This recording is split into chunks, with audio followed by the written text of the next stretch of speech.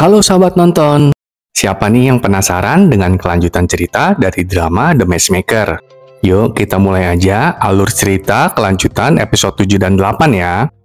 Jungwoo mengaku merasakan sakit di bagian dada saat melihat Samsun dan Sungo berdekatan.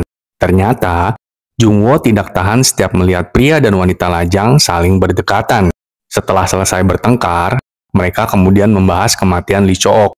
Sungo curiga yang membunuh Chook adalah Menteri Pertahanan Park Bo-ki. Menurut Sungu, Chook sempat pergi ke kediaman Bo-ki untuk membantu di pesta ulang tahun. Saksi mata mengaku melihat Bo-ki menyeret Chook ke sebuah kamar. Setelah itu, Chook menghilang, dan para saksi mengaku tak pernah melihatnya. Mayat Chook kemudian ditemukan di sungai. Kepala pelayan Bo-ki mengaku melihat Chook masuk ke dalam sungai di malam hari. Oleh sebab itu, kematian Chook dikategorikan sebagai bunuh diri.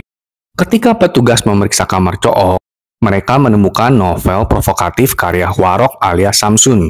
Chook dianggap bunuh diri karena tak bisa lagi membedakan fantasi dan kenyataan imbas novel tersebut. Oleh sebab itu, Hwarok disebut sebagai penyebab kematian Chook. Nyonya Yojo alias Sundok lantas berniat mengubah rumor negatif tersebut menjadi cerita yang mengharukan. Mereka pun setuju untuk menjalankan rencana tersebut. Setelah Sungu dan Jungwoo pergi, Samsun meminta Yojo untuk menjodohkannya dengan Sungu. Meski Yojo sudah mengatakan Sungu tidak berniat untuk menikah, Samsun tetap meminta dijodohkan dengan letnan tersebut. Di tempat lain, Jungwoo dan Raja membahas soal kematian Chook. Kasus tersebut menimbulkan cerita horor tentang arwah Chook yang menghantui wanita lain yang sudah memasuki usia pernikahan. Menurut Raja, itu menjadi salah satu alasan putra mahkota tidak bisa menikah. Keesokan harinya, Sundok kembali menyelinap sebagai Yojo. Ia kemudian mengajari Samsun cara merebut hati Sungu. Sementara itu, Jungwoo diminta datang mengenakan hanbok berwarna hijau mencolok. Hal ini dilakukan untuk menimbulkan ilusi bahwa novelis Hwarok adalah seorang pria berbaju hijau. Setibanya di tempat kumpul, Jungwoo diam-diam memberikan surat tulisan tangannya untuk Yojo. Jungwoo menuliskan bahwa Yojo tidak perlu lagi menjaga jarak dan memintanya untuk bersikap santai di dekatnya. Jungwoo pun kegirangan setelah menerima surat balasan singkat dari Yojo. Jungwoo bahkan menyimpan surat Yojo itu di sebuah kotak khusus. Adegan kemudian beralih pada putra mahkota yang diminta menghadap ratu di istana. Putra mahkota kemudian dibawa sejumlah pengawal menggunakan tandu. Di tengah jalan, putra mahkota sadar mereka bukan berada di rute menuju istana. Putra mahkota kemudian meminta tandunya dihentikan dengan alasan ingin buang air kecil. Ketika sedang berburu dengan ketapel, Hana melihat putra mahkota yang dikejar-kejar sejumlah pengawal. Hana kemudian mengalihkan perhatian pengawal dengan tembakan ketapelnya. Ia juga melindungi putra mahkota yang hendak jatuh tergelincir. Meski begitu, baik Hana maupun Duri tidak mengenali sang putra mahkota.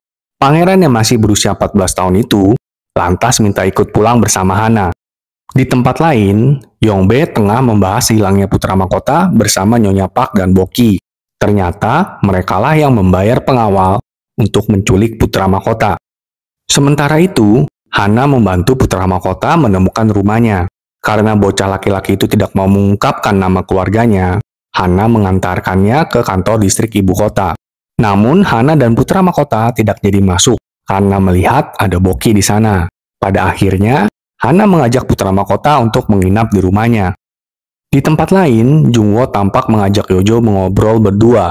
Yojo lantas mengungkapkan bahwa nama aslinya adalah Sundok. Jungwoo pun mengaku ingin lebih tahu lebih banyak soal Sundok. Di istana, Ratu panik karena putra mahkota menghilang. Raja lantas mengutus para pengawalnya untuk mencari putra mahkota. Melihat para pengawal istana mulai mencari putra mahkota, Nyonya Park usul pada Yongbe untuk menggerakkan pasukan pribadinya. Pasalnya, Ratulah yang diam-diam mengirim putra mahkota ke kediaman pribadi. Jika putra mahkota celaka, maka kesalahan akan jatuh pada Ratu. Untungnya, putra mahkota bisa kembali pada Ratu dengan selamat di kediaman pribadinya. Hana memakaikan baju perempuan pada putra mahkota, sehingga mereka tidak sampai diserang pasukan Yongbe. Meski begitu, Hana masih tidak tahu bahwa ia telah membantu anggota keluarga kerajaan. Di tempat lain, Jungwoo dan Sundok menggelar pelirisan novel baru Hwarok. Jungwoo yang berpura-pura menjadi Hwarok membacakan 3 bab awal di novel baru tersebut dari balik layar. Isi novel tersebut dibuat mirip dengan kisah nyata, hanya nama saja yang diubah. Novel tersebut mengangkat cerita Hana dan Chook. Imbasnya, gosip baru pun berkembang di kalangan pembaca novel tersebut. Boki disebut memfitnah Hana karena hendak menjadikannya sebagai selir. Boki juga disebut sebagai pembunuh Chook.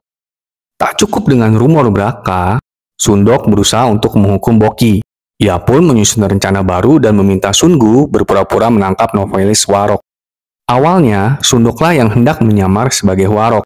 Namun, Jungwoo akhirnya menggantikan peran Sundok. Ia rela mempertaruhkan nyawanya demi Sundok.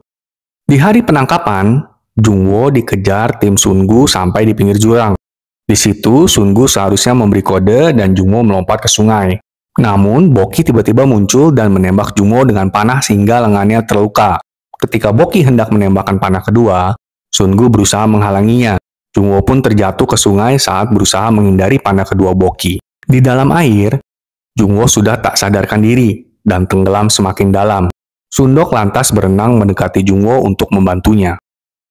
Wah, Jungwoo beneran udah jatuh cinta sama Sundok nih kayaknya. Sayang banget episode 8 nggak tayang sahabat nonton. Saksikan minggu depan ya. Sampai jumpa.